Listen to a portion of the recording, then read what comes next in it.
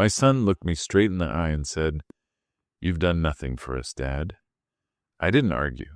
I didn't defend myself. I just stayed quiet. 2 weeks later, he lost everything and came crawling back to my house, desperate and broke. When he walked through my door, he found a letter on the kitchen table with 9 words that made him drop to his knees and cry. Those 9 words destroyed him, changed him, and revealed a truth he never saw coming. What I did next, no father has ever done before. Before we start, hit that subscribe button because what happens next will shock you. My name is Otis, and I'm 67 years old. The morning my son told me I'd done nothing for him, I was standing in my kitchen making scrambled eggs. The pan hissed on the stove and coffee dripped into the pot, filling the room with that bitter smell I'd loved for 40 years. My hands were steady as I stirred the eggs, even though I could feel the tension building behind me like a storm about to break.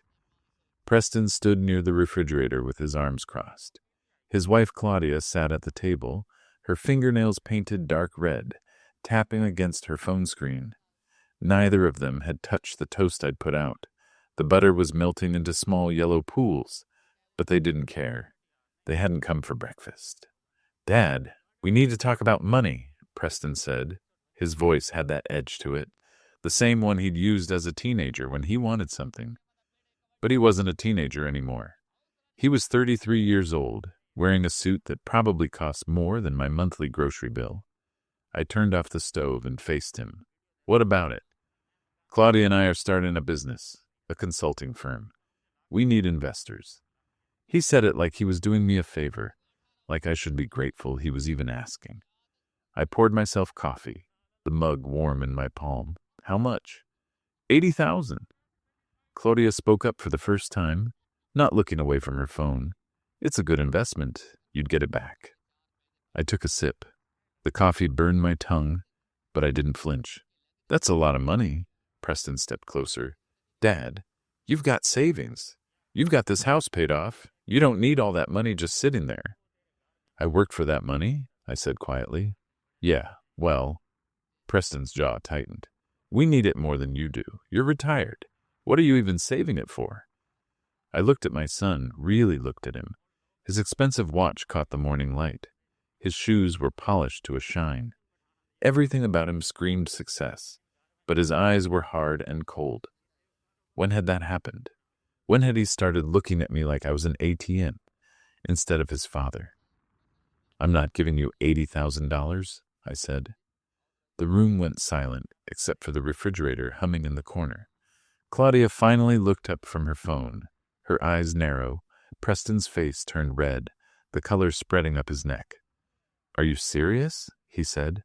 "Dad, this is our future we're talking about." "Then build it yourself." That's when he said it, the words that would change everything between us. "You've done nothing for us, Dad. Nothing. You sit in this old house, hoarding your money, acting like you're some kind of martyr. But you've never really been there when it mattered." I gripped my coffee mug harder, the ceramic edge pressed into my skin. I wanted to say so many things. I wanted to remind him about the college tuition, the car I'd bought him, the wedding I'd paid for. But something stopped me. Maybe it was pride. Maybe it was just exhaustion. Instead, I said nothing at all. Preston stared at me, waiting for a reaction. When he didn't get one, he grabbed Claudia's hand. "Come on. We're wasting our time here." They left through the front door. It slammed hard enough to rattle the picture frames on the wall. I stood in my kitchen, surrounded by the smell of cold eggs and burnt coffee, and I made a decision. 2 weeks later, everything changed. After they left, I stood in my kitchen for a long time. The eggs had gone cold in the pan. I scraped them into the trash and washed the dishes slowly, letting the hot water run over my hands until they turned pink. The house felt bigger somehow, emptier. Every sound echoed a little louder than it should have. I walked into my bedroom and sat on the edge of the bed. The mattress sagged in the same spot it always did, worn down from years of me sleeping on the right side. My wife Iris used to sleep on the left, but she'd been gone for 3 years now, Cancer took her fast, faster than any of us expected. Preston came to visit her twice in the hospital, twice in 4 months. Both times he stayed less than an hour, checking his phone, telling us he had meetings he couldn't miss. I opened the drawer in my nightstand and pulled out an old shoebox. Inside were receipts, letters, photographs, things I'd kept without really knowing why. Now I knew. I spread them out on the bed and looked at each one. The first receipt was from Preston's college, $156,000 over 4 years. I'd worked double shifts at the factory to pay for it.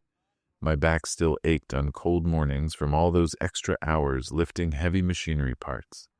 I remembered the night I signed the last tuition check. My hands had cramped from gripping tools all day, and I could barely hold the pen steady. Preston graduated with honors. He didn't mention me in his speech. Next was a photograph from his wedding. Preston and Claudia standing under an arch of white flowers. The wedding cost me $25,000. I'd sold my truck to help pay for it, the blue Chevy I'd had since I was 30. I loved that truck. But Preston wanted the wedding at some fancy venue with crystal chandeliers and a 7-course meal. Claudia's parents didn't contribute a dime. They said if Preston wanted to marry their daughter, he needed to prove he could provide. So I provided. I rode the bus to work for 2 years after that.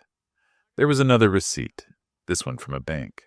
$50,000 for Preston's first business attempt. He'd wanted to open a coffee shop downtown. I co-signed the loan because he couldn't get approved on his own. The shop failed in 9 months. Preston said the location was bad, said the economy was bad, said everything was bad except his planning. I paid back that entire loan myself. It took me 3 years. Preston never asked how I was managing. He just moved on to his next idea. I found a hospital bracelet at the bottom of the box. Iris's bracelet from her last week alive. The plastic was yellowed now, her name printed in faded black ink.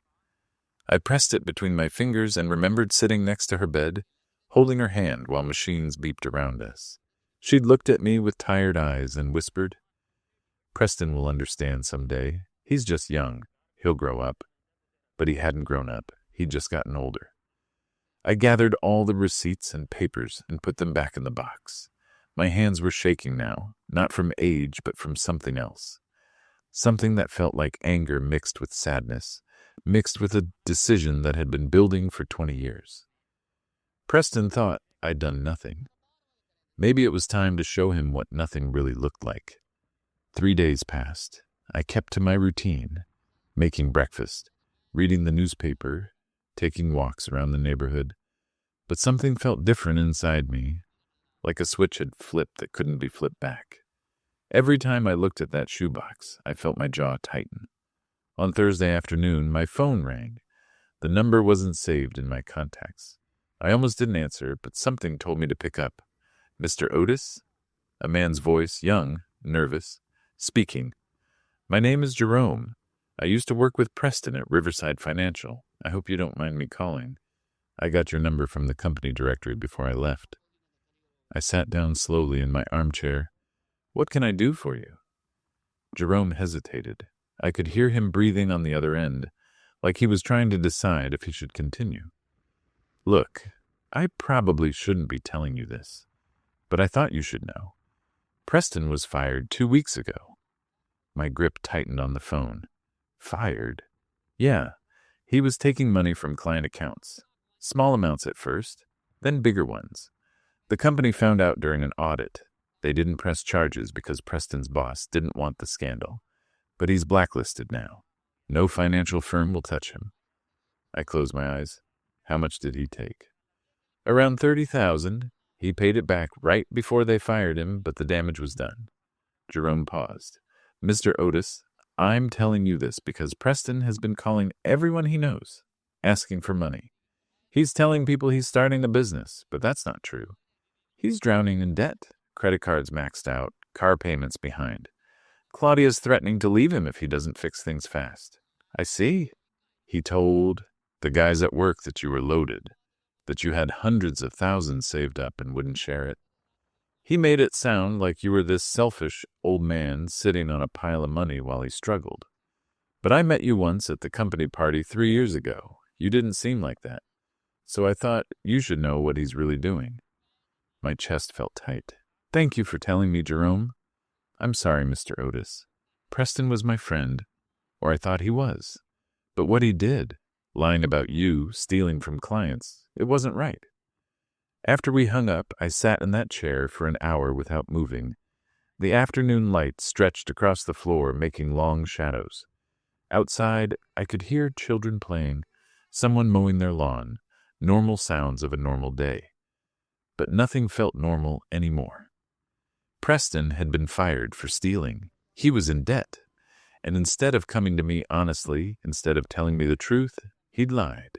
He'd made up a story about a consulting business that didn't exist. He'd brought his wife to manipulate me, to pressure me. And when I said no, he told me I'd done nothing for him. I stood up and walked to my desk in the corner of the living room. I pulled out a pen and paper and started making a list. Every dollar I'd ever spent on Preston, every sacrifice I'd made, every time I'd gone without so he could have more. The list grew longer and longer, filling 2 full pages. When I finished, I stared at the number at the bottom. $363,000. That's what nothing looked like. I picked up my phone and called my attorney. My attorney's name was Beverly Cho. She'd been handling my paperwork for 15 years, ever since Iris and I wrote our first will together. Her office was downtown in a brick building with creaky floors and windows that didn't quite close all the way. I liked that about her. She didn't waste money on fancy furniture or impressive views. She focused on the work. I arrived at 9 a.m. on Friday. Beverly's secretary, an older woman with gray hair pulled back tight, offered me coffee. I accepted and sat in the waiting area, my shoebox on my lap. The coffee tasted bitter and old, but I drank it anyway. Otis, come on back. Beverly appeared in the doorway. She was in her 50s, short and compact, with glasses that sat crooked on her nose. She never bothered to fix them. Her office was exactly as I remembered. Files stacked on every surface, a computer that looked 10 years out of date, and one dying plant in the corner that she kept forgetting to water. She cleared a chair for me and sat behind her desk. You sounded serious on the phone, she said. What's going on? I opened the shoebox and pulled out my list, the receipts, the bank statements. I laid them all on her desk, careful and methodical. She watched me without interrupting, her expression unreadable. My son came to me 3 days ago asking for $80,000, I started. When I said no, he told me I'd done nothing for him. Nothing. Those were his exact words. Beverly picked up the list and scanned it. Her eyebrows rose slightly. I found out yesterday he was fired from his job for embezzling. He's in debt, probably up to his neck. The business he told me about doesn't exist. He lied to me, manipulated me, and when it didn't work, he insulted me. I pulled out the hospital bracelet, Iris's bracelet. My hand trembled as I set it on the desk. My wife made me promise before she died that I'd take care of Preston. She believed he'd grow up, that he'd become the man we raised him to be. I've been holding on to that promise for 3 years, but I can't anymore. He's not going to grow up. He's just going to keep taking. Beverly set down the list and folded her hands. What do you want to do, Otis? I want to change my will. Everything I have, this house, my savings, my life insurance, I want it going somewhere else, somewhere it'll actually matter. And Preston gets nothing. The word came out harder than I intended. He said I did nothing for him. Fine. Now he'll see what nothing really means. Beverly nodded slowly. She didn't try to talk me out of it. That's why I liked her. She understood that sometimes people earned what they got, good or bad. There's more, I said. Every penny I gave him over the years, I documented everything. I want it legally classified as loans, not gifts. If he ever tries to claim I owed him something, I want proof that I already gave him more than most people see in a lifetime. Beverly pulled out a legal pad and started writing. This is going to take some time to prepare properly. We'll need to be thorough, make sure it's airtight. Preston could contest this. Let him try. She looked up at me, her pen paused mid-word. Otis, I have to ask, are you sure about this? He's your son. I'm sure, I said. And yes, he's my son. That's exactly why this needs to happen. Beverly and I spent the next 2 hours going through every detail. She asked questions, I gave answers. Her secretary brought in fresh coffee halfway through, and I was grateful for it. The work was exhausting, not physically, but in a way that made my chest feel heavy. Your current will leaves everything to Preston, Beverly said, flipping through a folder. The house, your savings account, your pension, the life insurance policy. Everything splits to him as the sole beneficiary. Change it all. She made notes on her pad. Where do you want it to go instead? I'd been thinking about this since I called her. Half goes to the children's hospital where Iris spent her last days. The nurses there, they treated her like family. They deserve something good. The other half goes to a scholarship fund for kids whose parents can't afford college, kids who actually need help. Beverly wrote it down, her pen scratching across the paper. That's generous, Otis. It's not generous, it's just right. I leaned back in my chair. Preston had every advantage. He got his education paid for, his wedding funded, his mistakes cleaned up. He doesn't need more. He needs to figure out his own life. What about the house? That one hurt more than I expected. Sell it after I'm gone. Put that money in the scholarship fund, too. Preston's not getting it. He'd just flip it for cash anyway. Beverly nodded and kept writing. When she finished that page, she looked up at me. Now, about the money you've already given him. You want to classify it as loans. That means we need to draft loan agreements. Backdated, but legally sound. It's complicated, but it can be done. Do it. Otis, this is going to show that Preston owes you $363,000. If you wanted to, you could legally demand repayment. I thought about that. Preston's face when he left my kitchen, red and angry, his voice saying I'd done nothing. I don't want the money back. I just want proof, documentation that I gave him everything, not nothing. If he ever tries to claim otherwise, I want paperwork that shows the truth. Beverly adjusted her crooked glasses. That I can do. But there's something else we should consider. You said Preston is in debt. If he's desperate enough, he might try to contest the will, claim you weren't of sound mind when you changed it, or that someone manipulated you. Who would manipulate me? I live alone. Doesn't matter. Desperate people make desperate arguments. We need to protect against that. She pulled out another form. I'm going to recommend we have you evaluated by a doctor. Get a letter stating you're mentally competent. It's standard practice for situations like this. The idea annoyed me. I'm 67, not senile. I know that, but we need documentation. Just like you want documentation of what you gave Preston, we need documentation that you made this decision clearly and freely. It protects the will. I sighed. Fine. Set it up. Beverly made more notes. There's one more thing. How do you want Preston to find out about this? That question had been sitting in the back of my mind since I walked into her office. I don't want him finding out when I'm dead. That feels like I'm running away. I want him to know now. Now? Soon? When the papers are signed and filed? When everything is official? I want him to know what he threw away. I rubbed my temples. A headache was starting to form behind my eyes. He needs to understand that actions have consequences, that you can't treat people like garbage and expect them to keep giving. Beverly set down her pen and looked at me for a long moment. Otis, I've known you for 15 years. You're one of the kindest people I've ever met. This is hard for you. It's the hardest thing I've ever done, I admitted, but it's also necessary. She nodded. All right. Give me 1 week. I'll have everything prepared. The new will, the loan documentation, the legal protections. We'll make it bulletproof, and I'll set up the appointment. With Dr. Ramesh. He's handled competency evaluations before. Good man. Very thorough. I stood up. my knees cracking. 1 week, then we make it official. We shook hands. Her grip was firm, reassuring. As I walked out of her office, past the secretary and down the creaky stairs, I felt something shift inside me. Not relief exactly, more like resignation. Like I'd jumped off a cliff and was waiting to hit the water below. There was no going back now. Outside, the sun was bright and harsh. I squinted and started walking toward the bus stop. My truck was long gone, sold for Preston's wedding.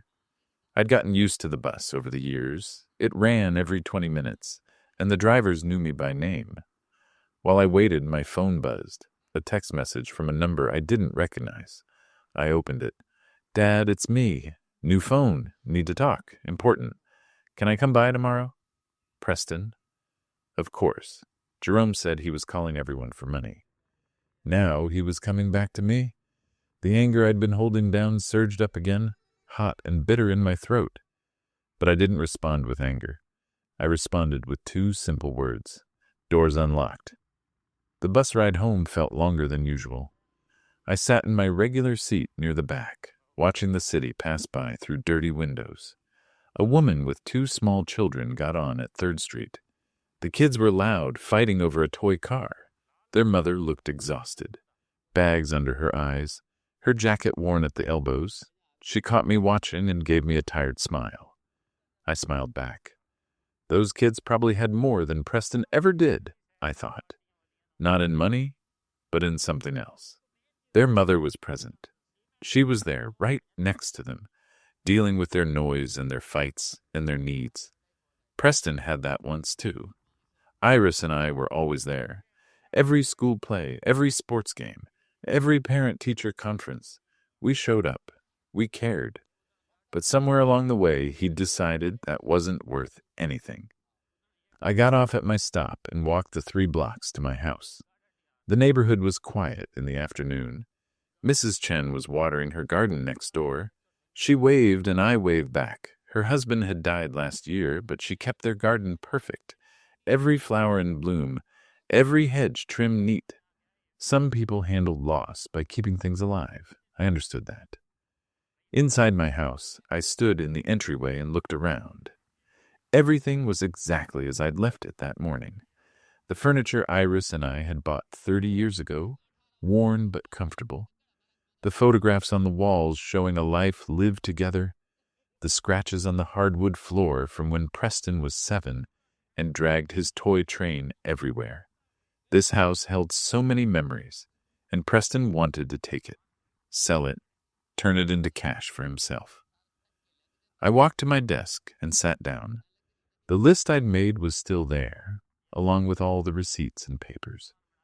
I stared at them for a while, then pulled out a fresh piece of paper. My hand hovered over it with the pen. What did I want to say to Preston? What words could possibly make him understand? I started writing. The words came slowly at first, then faster. I wrote about the college tuition, the wedding, the failed business. I wrote about Iris dying while he checked his phone in her hospital room. I wrote about every sacrifice that he'd called nothing. The letter grew longer, filling 1 page, then 2. My handwriting got messier as I went, my emotions bleeding into the words. When I finished, I read it back to myself. It was angry. It was hurt. It was honest. But it wasn't quite right yet. Preston needed more than words. He needed proof. He needed to see the numbers, the receipts, the evidence that I hadn't done nothing. I needed him to understand completely. I spent the rest of the afternoon organizing everything. I made copies of the receipts at the library down the street. I printed out bank statements from my computer, the old machine taking forever to warm up and connect to the internet. I gathered every piece of paper that proved what I'd given him over 33 years. Then I put it all in a folder, neat and organized, with my letter on top. That night, I barely slept. I kept thinking about what would happen tomorrow when Preston arrived. Would he be angry? Would he cry? Would he even care? Part of me hoped he'd break down and apologize, that he'd realize what he'd thrown away. But another part of me, the part that had grown harder over the past week, knew better. Preston would probably just get defensive. He'd make excuses. He'd blame me somehow. Around 3 in the morning, I gave up on sleep and went to the kitchen. I made coffee and sat at the table where Preston had stood just a week ago. The butter dish still had that stain where the butter had melted.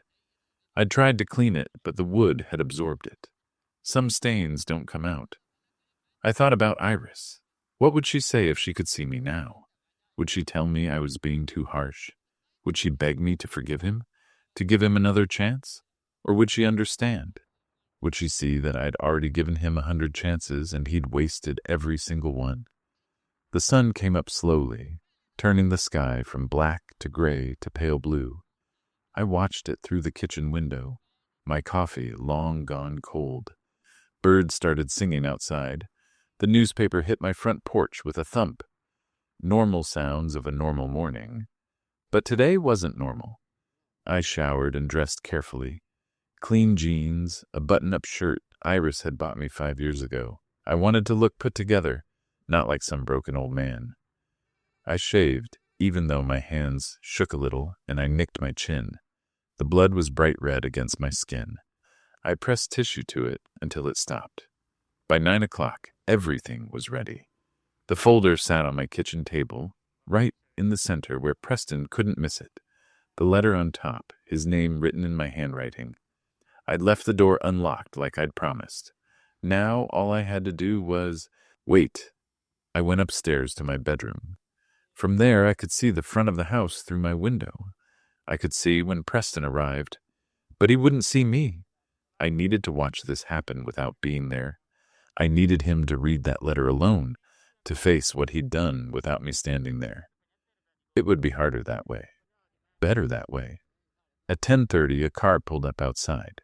Not Preston's BMW. That had probably been repossessed by now. This was a beat-up Honda, rust around the wheel wells. The door opened and Preston stepped out. He looked terrible.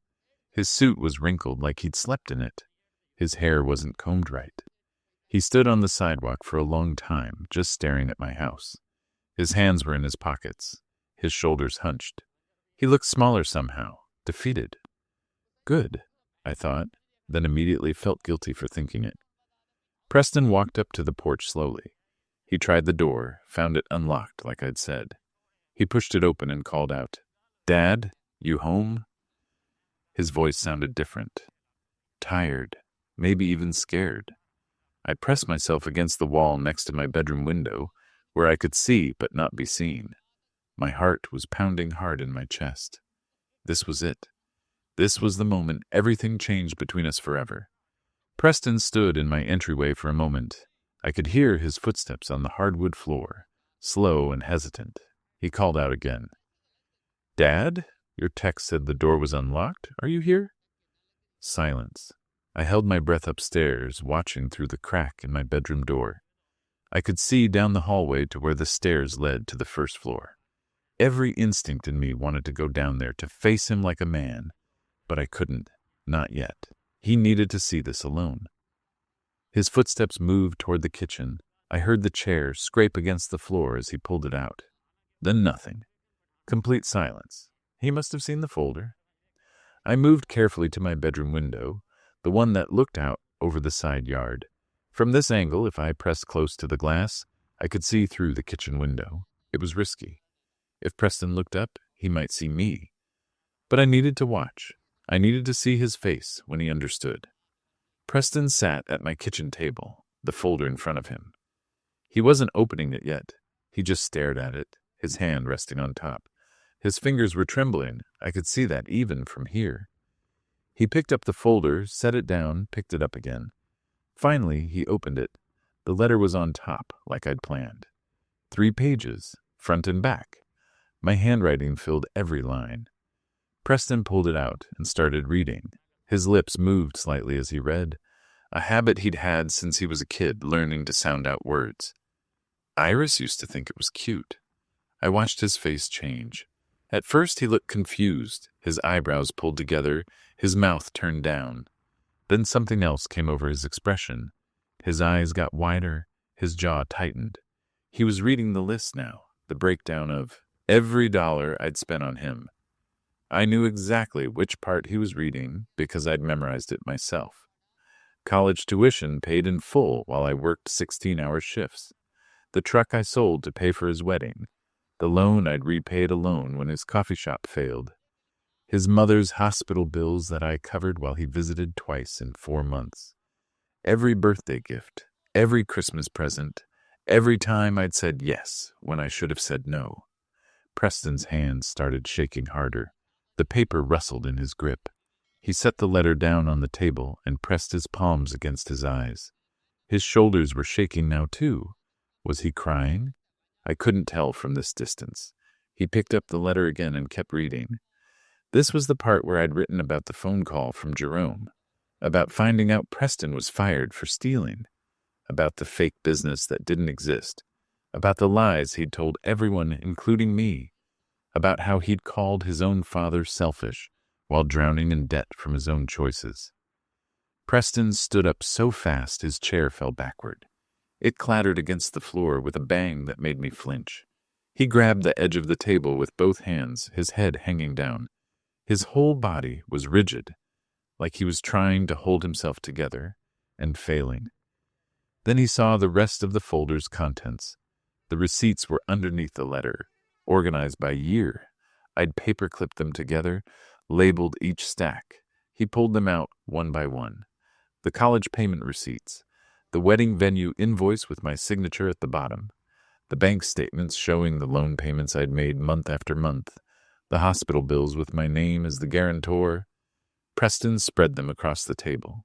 His hands moved frantically now, picking up one receipt, then another, reading dates and amounts. The proof was overwhelming, undeniable. $363,000. Not nothing. Everything. He found the photograph I'd tucked into the folder, the one from his college graduation. Me standing in the back row, barely visible behind other families. I'd taken 3 buses to get there that day because I'd just sold my truck. My shirt was old and faded, not nearly as nice as what the other parents wore. Preston stood in front with his honors cords, smiling bright, surrounded by his friends. He looked so happy, so proud. I'd been proud too. Preston held that photograph now with both hands. He brought it close to his face, studying it like he'd never seen it before. Maybe he hadn't. Maybe he'd never really looked at me in that picture, standing in the back where I always was. His knees gave out. He didn't fall exactly, but he sank down to the kitchen floor, his back against the cabinet. The photograph was still in his hand. The receipts were scattered across the table above him like evidence at a crime scene. And maybe that's what it was. Evidence of a crime he'd committed against the person who'd loved him most. I couldn't see his face anymore from my angle, but I could see his shoulders shaking violently. I could see his hand come up to cover his mouth. The sound reached me even through the closed window and the distance between us. A sob, raw and broken, the kind of sound that comes from somewhere deep inside when you realize you've destroyed something you can't fix. My own eyes burned. My throat felt tight. This was what I'd wanted, wasn't it? For him to understand. For him to feel the weight of what he'd done. So why did it hurt so much to watch? Preston stayed on that floor for a long time. 10 minutes. 15. I lost track. He picked up receipts that had fallen, reading them through his tears. He held the photograph against his chest like he could absorb it into himself. He rocked slightly, back and forth, the way Iris used to rock him when he was a baby having nightmares. Finally, he pulled out his phone. His fingers shook so badly, it took him 3 tries to unlock it. He pressed it to his ear. I couldn't hear what he was saying, but I could see his mouth moving, his free hand gesturing helplessly at the papers around him. He was calling someone. Claudia, maybe? Or a friend? Someone he needed to talk to because he couldn't process this alone. The call didn't last long, less than a minute. Whoever he'd called either hadn't answered or hadn't wanted to hear it. Preston let the phone drop to the floor beside him. He pulled his knees up to his chest and wrapped his arms around them. He looked small sitting there, like a child who'd gotten lost and didn't know how to find his way home. I stepped back from the window. My legs felt weak. I sat on the edge of my bed, my hands clasped between my knees, and I waited. This wasn't over yet. 20 minutes passed, maybe 30. Time moved strangely in that house, thick and heavy like the air before a storm. I stayed sitting on my bed, listening. The house was quiet except for occasional sounds from downstairs. A chair being picked up, papers rustling, the faucet running. Then I heard footsteps. Preston was moving through the house. I heard him go into the living room, then the hallway. He was looking for me. I pressed myself back against the headboard, hardly breathing. "Dad?" His voice cracked when he called out. "Please. I know you're here.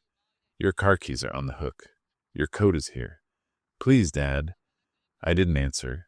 My hands gripped the edge of the mattress so hard my knuckles turned white. He went upstairs. I heard each step creak under his weight. The bathroom door opened and closed. My office door. The guest bedroom where Iris used to sew.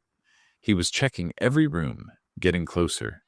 My bedroom door was closed but not locked. The footsteps stopped right outside it. I could see his shadow under the door, blocking the light from the hallway. His hand touched the doorknob. It turned slightly, then stopped. "Dad." His voice was right there, just on the other side of the thin wood. I read it. I read everything. I don't know what to say. I don't know how to make this right. Silence. "You were right. About all of it. I did nothing. I took everything you gave me and I called it nothing. I'm so sorry. I'm so sorry." His voice broke on the last word. I heard him slide down against the door until he was sitting on the floor in the hallway. His shadow stayed there, blocking the light. "I lost my job.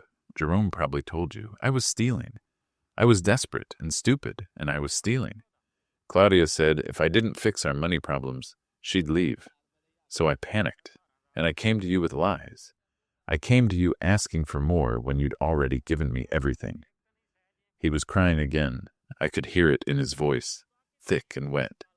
"The business was fake. There was no consulting firm. I just needed money to pay off credit cards, to keep Claudia happy, to keep pretending I was successful. But I'm not successful, Dad. I'm a failure. And instead of admitting that to you, instead of asking for help honestly, I lied. And then I said that terrible thing, that you'd done nothing." Something hit the door softly. His head maybe, or his fist. Not hard. Just a tired gesture of defeat. "I don't deserve your forgiveness. I know that. I just needed you to know that I understand now. I see it. Everything you did. Everything you sacrificed. Everything I threw away." More silence, long and painful. "I'm going to leave now. I won't bother you again. I just want you to know that I'm sorry. Even if you never believe me. Even if you never want to see me again, I'm sorry."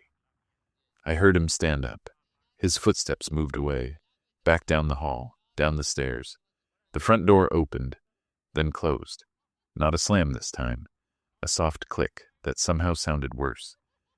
I sat on my bed, frozen. Part of me wanted to run after him, to throw open that door and call him back, to tell him I forgave him, that we could fix this, that everything would be okay. But I didn't move, because everything wasn't okay.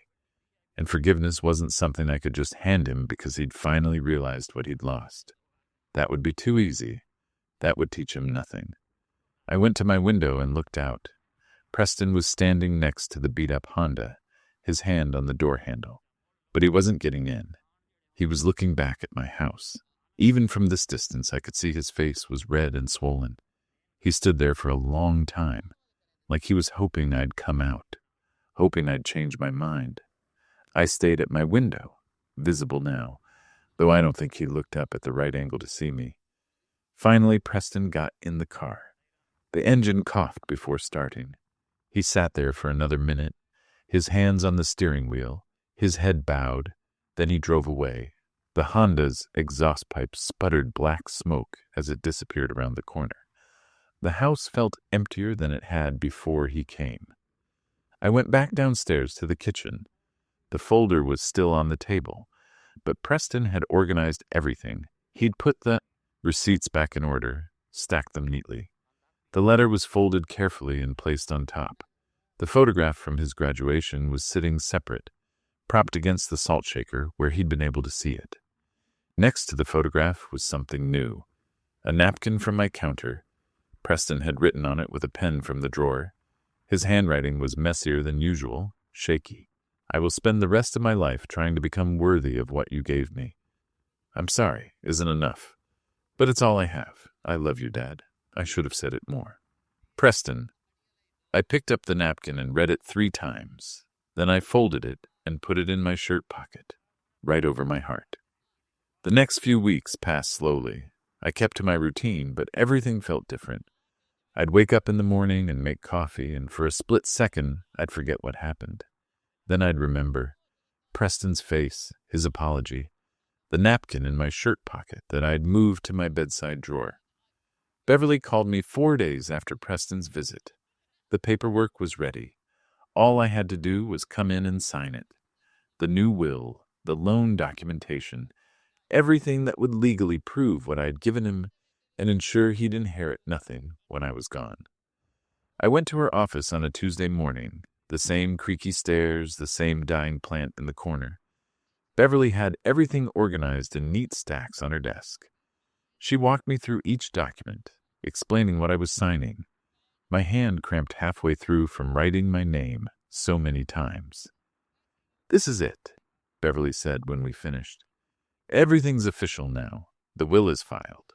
The loan agreements are documented. Preston would need a miracle and a very good lawyer to contest any of this." I nodded. "Good. How are you feeling about it?" I looked at my hands. They were spotted with age, the veins prominent under thin skin. When did I get so old? I don't know. Some days I think I did the right thing. Other days I wonder if I'm just a bitter old man punishing his son. Beverly leaned back in her chair. "You're not bitter, Otis. You're hurt. There's a difference. And you're not punishing him. You're protecting yourself and teaching him something nobody else ever did." "What's that?" "That he can't take people for granted. That actions have consequences. That love isn't infinite when it's not reciprocated." She paused. "Those are hard lessons, but necessary ones." I left her office with copies of everything in a folder. The bus ride home felt longer than usual. I kept thinking about what Beverly said. Was I teaching him a lesson or just pushing him away forever? Maybe both. Maybe that was the point. That afternoon, Mrs. Chen knocked on my door. She was holding a plate covered in aluminum foil. "Dumplings," she said. "I made too many. You'll help me eat them, yes?" I invited her in. We sat at my kitchen table, the same table where Preston had read my letter just days ago.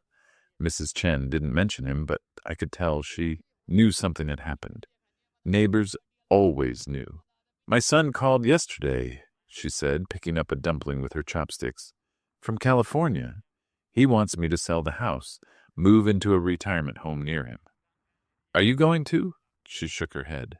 "This is my home. My husband and I built our life here. Our memories are in that garden, in those walls. My son, he loves me. But he doesn't understand. Some things you don't leave behind, just because someone thinks it's more convenient." I understood what she was really saying. She was telling me it was okay to hold on to what was mine, that I didn't owe anyone my home, my money, my life, just because they wanted it. "Thank you for the dumplings," I said. She patted my hand. "You're a good man, Otis. Don't forget that." After she left, I sat in my living room and turned on the television, but I couldn't focus on it. My mind kept wandering to Preston. Where was he now? What was he doing? Was he okay? 2 weeks after his visit, I found out. Not from him, but from Jerome, who called me again. "Mr. Otis, I thought you should know. I saw Preston yesterday." My grip tightened on the phone. "Where?" "At a warehouse downtown, the big distribution center off Highway 40. He was wearing a uniform, loading boxes onto trucks. I almost didn't recognize him. He looked like he'd lost weight." A warehouse, manual labor, the kind of work I'd done for decades to give him a better life, and now he was doing it too. "Did you talk to him?" I asked. "Yeah, just for a minute. He said he got hired there last week, night shift. He's also working days at a gas station, 2 jobs, 16-hour days. He looked exhausted, but he also looked different, more serious, more humble, I guess. After Jerome hung up, I sat with that information. Preston was working, really working, not scheming, not asking for handouts, not lying about fake businesses. He was actually trying. 3 weeks later, something arrived in my mailbox.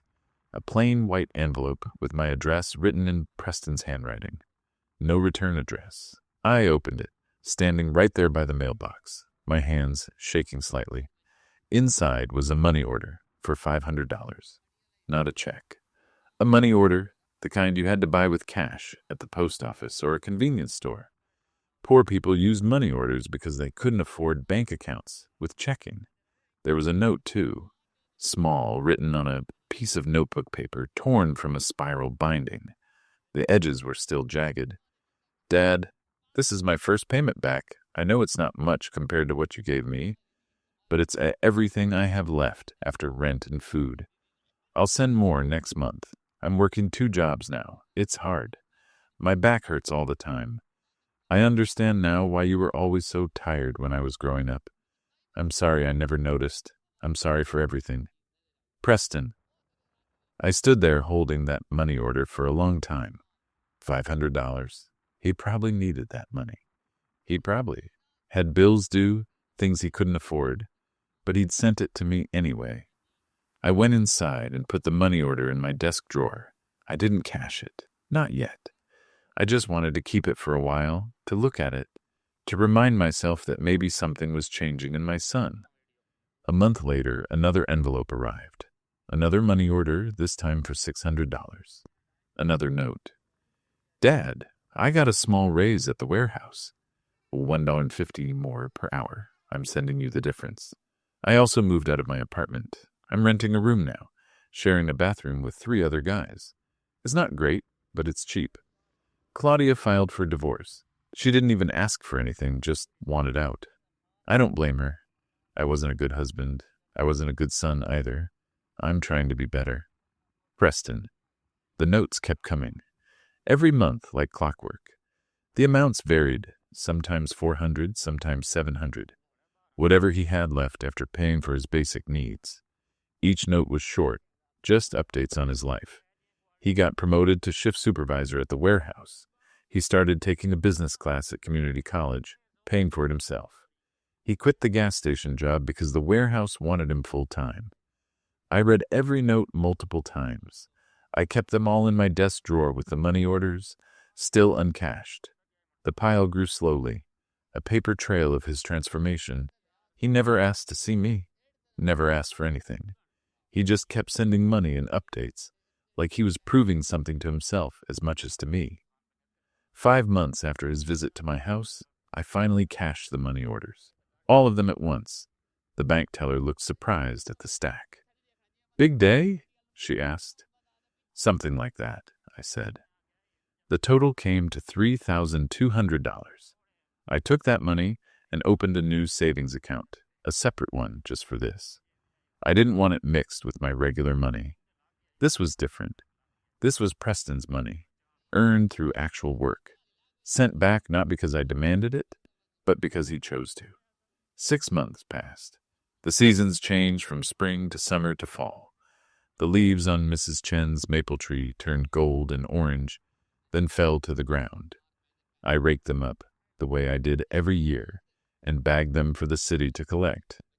My back ached afterward, but it was a good ache, the kind that reminded me I was still alive, still capable. The notes from Preston kept coming, every month without fail. In July, he wrote that he'd saved enough to buy a used bicycle. He was riding it to work now, saving money on bus fare.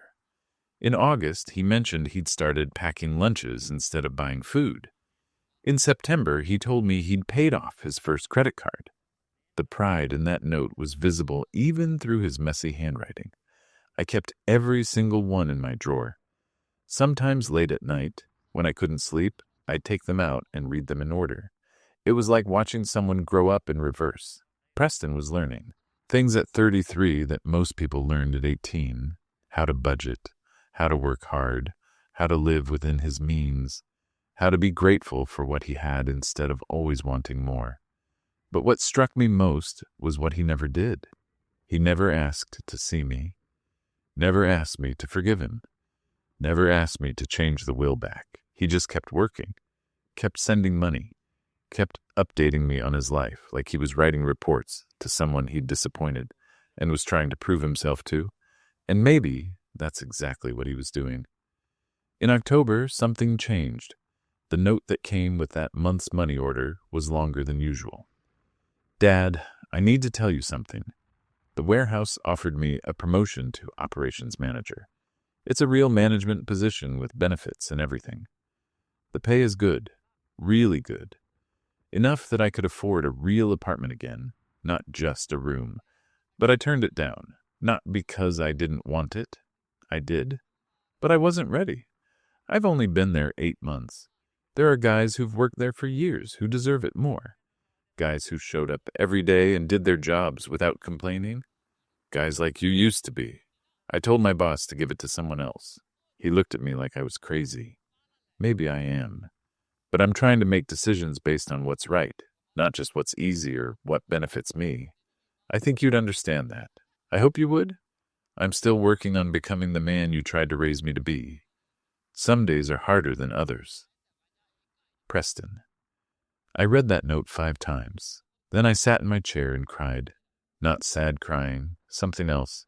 Relief, maybe, or hope. My son was actually learning. That night I did something I hadn't done in months. I pulled out a piece of paper and wrote him back. My handwriting was shakier than his, my fingers stiff from arthritis. But I needed him to know I'd been reading his notes, that I'd been watching his progress. Preston, I got your note about the promotion. You made the right choice. Character isn't about taking what you can get. It's about earning what you deserve and knowing the difference. Keep working hard. Keep making good choices. Keep being honest, especially with yourself. I'm watching. Dad. I mailed it the next morning. No money, just the note.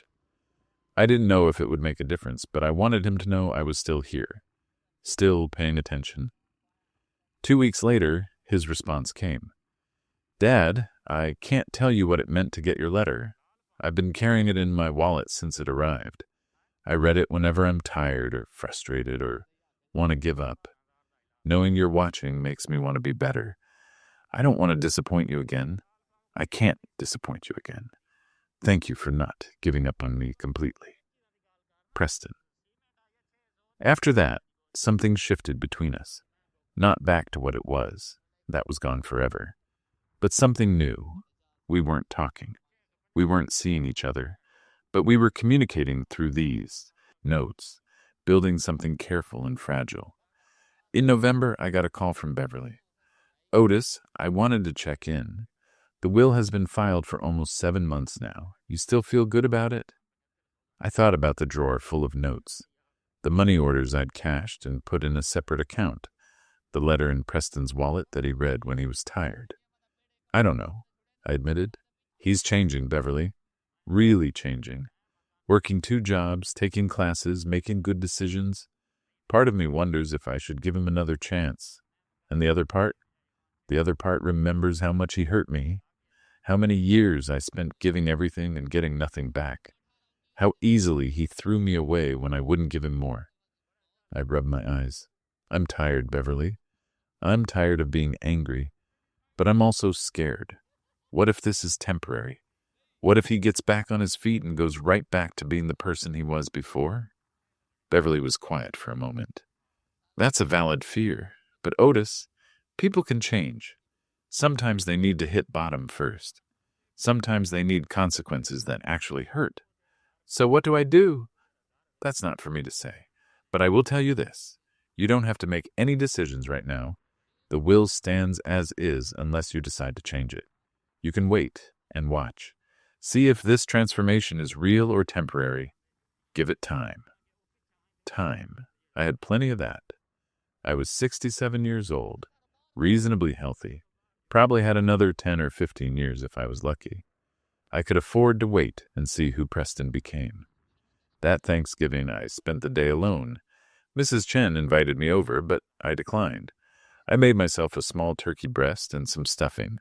I watched football on television. It was quiet and peaceful and incredibly lonely. My phone rang around 6 in the evening. Unknown number. I almost didn't answer, but something made me pick up. Dad? My breath caught. It was the first time I'd heard Preston's actual voice since the day he'd sat outside my bedroom door apologizing 7 months ago. I know I shouldn't call, he said quickly. I know you probably don't want to hear from me, but it's Thanksgiving, and I just wanted to say thank you. Thank you for the letters. Thank you for not completely cutting me out of your life. Thank you for giving me the chance to prove I can change. Where are you? I asked. My voice came out rougher than I intended. At work, I volunteered for the holiday shift. Triple pay. And honestly, I didn't want to sit alone in my room thinking about all the Thanksgivings I ruined by being ungrateful. I heard noise in the background, machinery, voices. He really was at work. Are you eating today? I asked. The warehouse brought in food for everyone working, pizza and stuff. It's not turkey, but it's something. We sat in silence on the phone. Not awkward silence, just quiet. Two people connected across distance, not sure what to say, but not wanting to hang up. I'm proud of you, finally said. The words surprised me as much as they probably surprised him. For working hard, for making better choices, for turning down that promotion. Your mother would be proud too. His voice cracked when he answered. That means everything to me, Dad. Everything. Keep going. Keep doing what you're doing. I will, I promise. After we hung up, I sat with my plate of cold turkey and felt something I hadn't felt in months. Not happiness exactly, but maybe the beginning of it. Maybe hope that my son wasn't lost forever. That the man I'd raised was still in there somewhere, fighting his way back to the surface. December came with the first snow. I watched it fall from my kitchen window, covering the street in white, making everything look clean and new. The world was good at hiding old scars under fresh powder. I wondered if people could do that too. Cover up their old mistakes with enough new good choices that eventually the past became invisible. Preston's December note arrived with a money order for $1,000. The most he'd sent yet. Dad, I got my Christmas bonus. I'm sending you half. I know it's not enough to make up for everything, but I'm trying. I'm also enclosing something else. I wasn't sure if I should, but I wanted you to have it. Preston. Inside the envelope was a photograph, a selfie taken on a phone. Preston standing in front of a warehouse, wearing a work uniform and a safety vest, his face thinner than I remembered, dark circles under his eyes from long shifts, but smiling, really smiling. Not the fake smile from his old life, a real one. On the back, he'd written, "This is who I am now. I wanted you to see." I put that photograph on my refrigerator, right next to the old one from his college graduation. The contrast was striking. Young Preston in his graduation robes, soft and entitled and oblivious. Current Preston in his warehouse uniform, harder and humbler and aware. Two versions of my son, separated by years and pain and hard lessons learned. I stared at those two photographs for a long time that night. Then I went to my desk and pulled out a fresh piece of paper. It was time to write him a longer letter, a real one, because maybe, just maybe, it was time to start building a bridge back to each other. I sat at my desk for an hour before I wrote the first word. The blank paper stared back at me, challenging. What did I want to say to Preston? What could I say that would matter? Finally, my pen touched the paper. Preston, I've been reading your notes for 7 months now. Every single one. I've kept them all in my desk drawer. And some nights when I can't sleep, I take them out and read them in order. I watch you change through these pages. I see you becoming someone different, someone better. But I need you to understand something. I'm not ready to forget what happened. I'm not ready to pretend everything is fine between us. You hurt me deeper than you know. You took 33 years of sacrifice and called it nothing. That doesn't heal quickly. Maybe it never fully heals. But I also need you to know that I see your effort. I see you working 2 jobs, living in a room, sending me money you probably need for yourself. I see you making hard choices, turning down promotions you want because it's the right thing to do. That matters.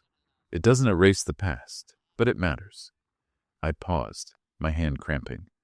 The words were harder to write than I expected. Expressing these complicated feelings, this mixture of hurt and hope and caution, it took effort. Your mother used to tell me that people surprise you, sometimes for the worse, but sometimes for the better. She believed in second chances. She believed in redemption. I'm trying to believe in it too. But I'm scared, Preston. I'm scared that if I let you back into my life completely, you'll hurt me again. I'm scared that this change is temporary, that once you get back on your feet, you'll forget these lessons and become who you were before. I'm an old man. I don't have the energy to survive being thrown away twice. My eyes burned. I blinked and kept writing.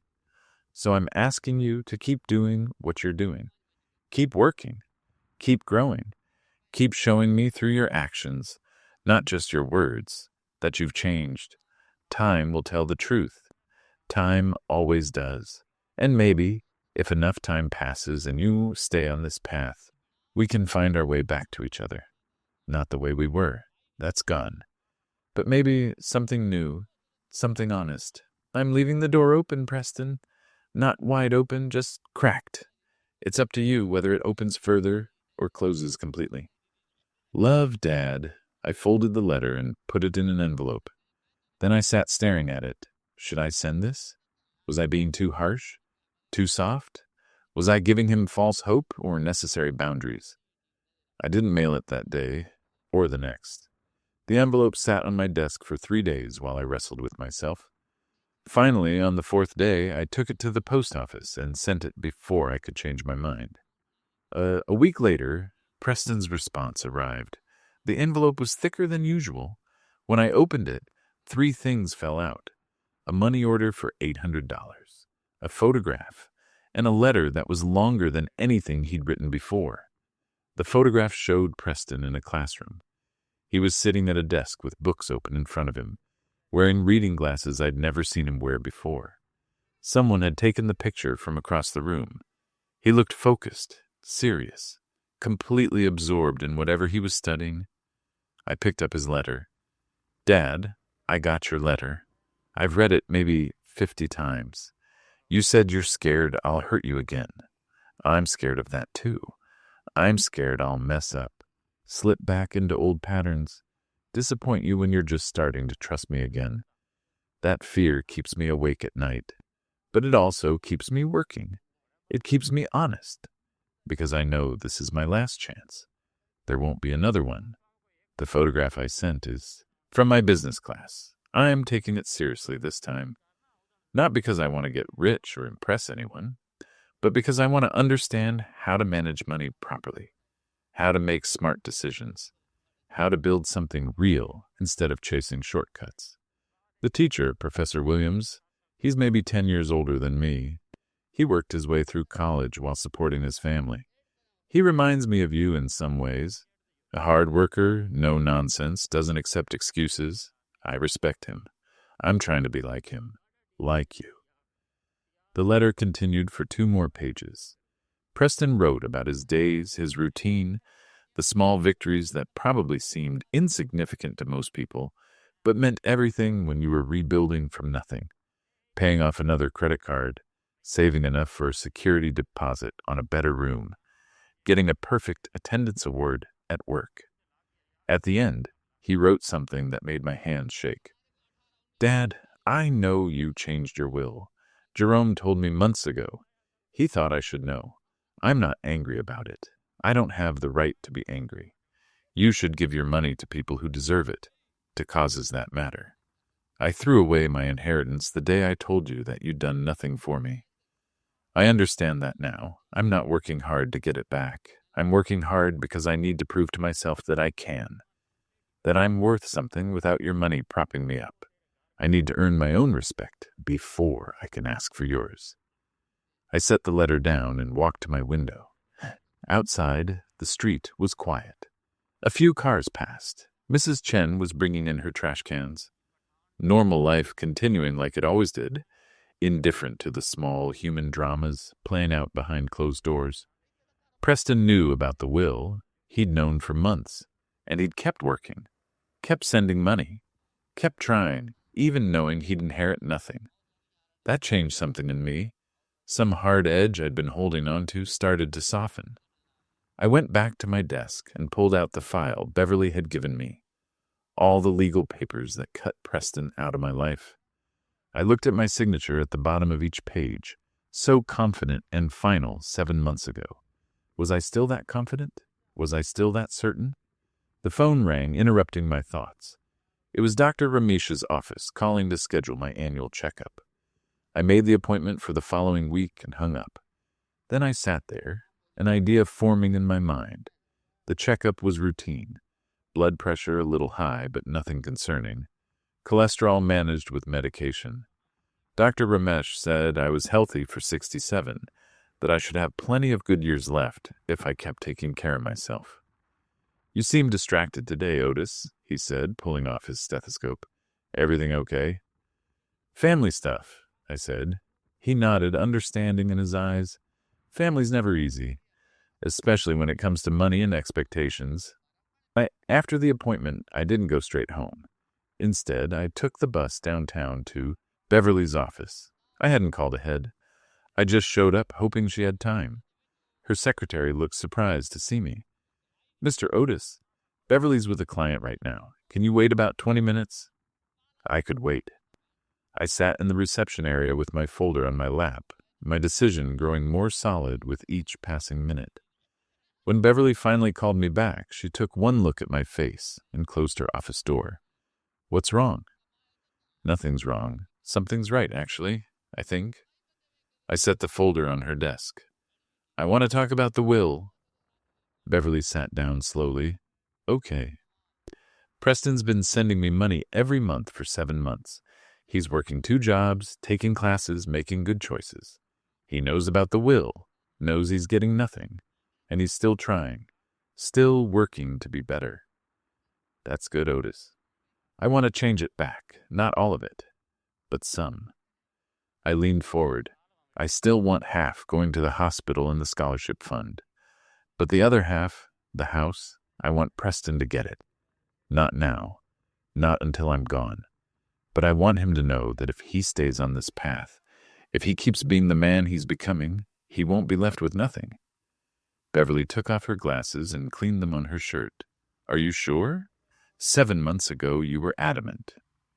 7 months ago, my son was a liar and a thief who'd done nothing to earn my trust. Now he's someone different. Or he's becoming someone different. I want to reward that. I want to encourage it. What if he changes back? Then I'll change the will again. But Beverly, I can't hold his past mistakes over him forever. Not if he's genuinely trying to make amends. That's not punishment. That's just cruelty. She studied me for a long moment. "When do you want to tell him?" "Not yet. I want to wait. Give it more time. Make sure this change is permanent. But I want the papers ready. I want to know that when the time is right, I can give him this." 1 year after Preston stood in my kitchen and said I'd done nothing, he knocked on my door again. But this time was different. This time, I'd invited him. The invitation had been simple. Just a note with my last letter in late March. "Come for Sunday dinner. 2 p.m. Don't bring anything except yourself." I'd spent all morning cooking. Pot roast, the way Iris used to make it. Mashed potatoes, green beans. The house smelled like it used to when we were a family, before everything fell apart. My hands shook slightly as I set the table. 2 plates, 2 sets of silverware, 2 glasses. At exactly 2 p.m., I heard footsteps on the porch. A soft knock. I opened the door. Preston stood there in clean jeans and a button-up shirt, his hair cut neat, his face nervous. He looked different than he had a year ago. Leaner, older, more tired, but also more alive somehow. He held a small plant in his hands, a peace lily in a simple pot. I know you said don't bring anything, he said quickly, but I couldn't come empty-handed. Mrs. Chen told me these were your favorite. I took the plant. Come in? We sat at the kitchen table, the same table where everything had broken. But today the butter dish was clean. Fresh rolls sat in a basket, and the food was warm. We ate slowly, the silence between us careful but not uncomfortable. The roast is good, Preston said, like Mom used to make. I found her recipe card, followed it exactly. He nodded, chewing slowly. I watched him eat and saw how he savored each bite, like someone who'd learned not to take food for granted. After dinner, we moved to the living room. Preston sat in the chair where Iris used to sit. I took my usual spot on the couch. I need to tell you something, I said. I pulled out an envelope from my pocket. My hands were steady now. I changed the will back, not completely. Half still goes to charity. But the house, some savings, it's yours again, if you want it. Preston's face went pale. Dad, I don't want your money. That's not why I've been working so hard. I know. That's exactly why I'm giving that to you. I set the envelope on the coffee table between us. 1 year ago, you told me I'd done nothing for you. I proved you wrong by showing you everything I'd done. Now you've spent a year proving me wrong too. How? I thought you were beyond saving. I thought you'd never change, never learn, never become the man I'd hoped you'd be. But you did. You worked 2 jobs, sent me money you needed, made sacrifices, turned down opportunities because they weren't earned yet. You became someone I'm proud of. Preston's eyes filled with tears. I'm still paying off debt. I'm still living in 1 room. I'm still just a warehouse supervisor. You're honest. You're hardworking. You're humble. That's worth more than any job title. I leaned forward. Preston, the one who does nothing, doesn't own everything. The one who does everything, who works hard and stays honest, and keeps trying even when it's difficult. That's who deserves everything. You've earned this, he broke then. Not the angry, bitter crying from a year ago. This was different. Relief mixed with gratitude, mixed with exhaustion from carrying guilt for so long. I crossed the room and put my hand on his shoulder. He grabbed it and held tight. I'm sorry, Dad, for everything, for all of it. I know you are, and I forgive you, fully, completely. We stood there in my living room, father and son, rebuilding something that had been shattered. It wasn't the same as before. It was better. Built on truth this time instead of expectations. Preston stayed until evening. We looked at old photos. I told him stories about his mother he'd never heard. He told me about his plans, how he was studying for a management certification, how he'd started volunteering at a youth center, teaching kids about financial responsibility. I want to help other people avoid the mistakes I made, he said. I want them to understand what real work looks like, what real sacrifice means, the way you taught me. When he left, he hugged me at the door. A real hug, not the quick, obligatory kind. Thank you for not giving up on me, he whispered. Thank you for not giving up on yourself. I watched him drive away in a used car he'd bought with his own money, saved up over months. The envelope sat on my coffee table, unopened. He'd left it there, said he didn't need to see what was inside, said he trusted me, said just knowing I believed in him again was enough. That night, I sat in my chair and looked at the 2 photographs on my refrigerator, young Preston at graduation and current Preston at the warehouse. Between them now was a 3rd photo, one we'd taken together that afternoon. Both of us smiling, really smiling. My arm around his shoulders, 3 versions of my son, the entitled one I'd raised, the broken one who'd hit bottom, and the man he'd become through his own effort and pain and growth. I picked up the napkin from my drawer, the one he'd left a year ago with his shaky apology. Then I pulled out all his monthly notes and spread them across my desk. A year's worth of transformation, documented in his own handwriting. The one who does nothing owns everything, I'd written in that first letter. I'd been wrong about that. The one who does nothing owns nothing. But the one who does everything, who works and sacrifices and changes and grows, that person owns something money can't buy. Self-respect, redemption, a second chance earned through effort instead of given through obligation. My son had learned that lesson the hard way, but he'd learned it, and that was worth more than any inheritance I could leave him. If you connected with this story about family, forgiveness, and second chances, please hit the like button and subscribe to the channel. Share in the comments what lesson hit home for you most. And click the video on your screen for another story about the complicated relationships between parents and their children. Thank you for watching,